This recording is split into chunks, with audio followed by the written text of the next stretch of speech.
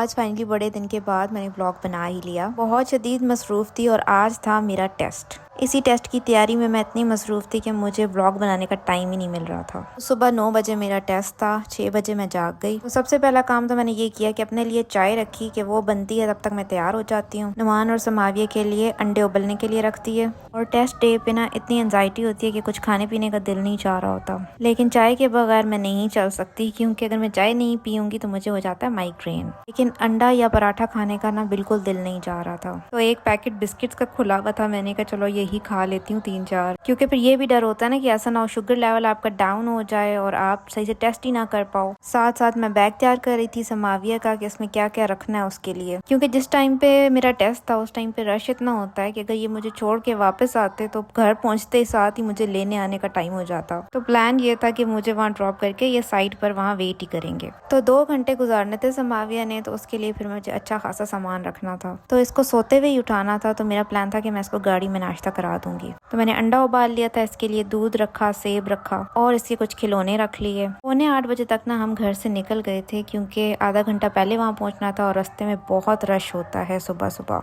हाय मेरी बेचारी बच्ची, मुझे इतना हो रहा था कि मैंने इसकी नींद खराब कर दी, लेकिन जब मजबूरी हो तो फिर ये सब करना ही पड़ता है। खैर अल्लाह अल्लाह करके मेरा टेस्ट हो गया। 2 घंटे का टेस्ट था और ये मनाजिर जो हैं ये टेस्ट के बाद के हैं। टेस्ट से पहले तो अंदर जाते वक्त मुझे होश ही नहीं था, मुझे याद ही नहीं रहा कि मैंने कोई क्लिप्स लेनी है या नहीं लेनी। मुझे बस ये था कि जल्दी से अंदर हूँ, वहाँ पे पासपोर्ट दिखाऊं और पहुँचूँ जहाँ बैठ कर टेस्ट देना है। फिर खैर घर आने के बाद दोबारा से हमारी वही रूटीन शुरू हो गई। सबसे पहले तो आके मैंने नाश्ता बनाया, इन लोगों को नाश्ता कराया, उसके बाद बर्तन धोए।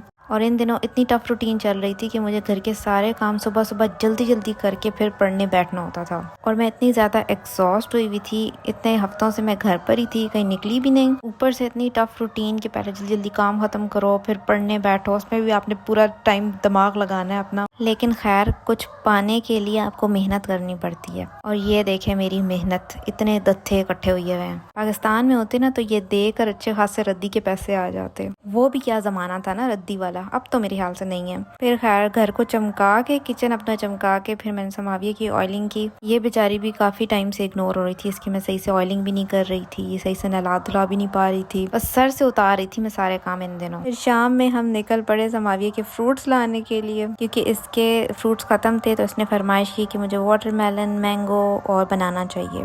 और आज मैंने मैक्रोनीस बनाई थी। तो हम जब फ्रूट्स लेकर आए फिर हमने ये एंजॉय की और यहाँ पर व्लॉग एंड।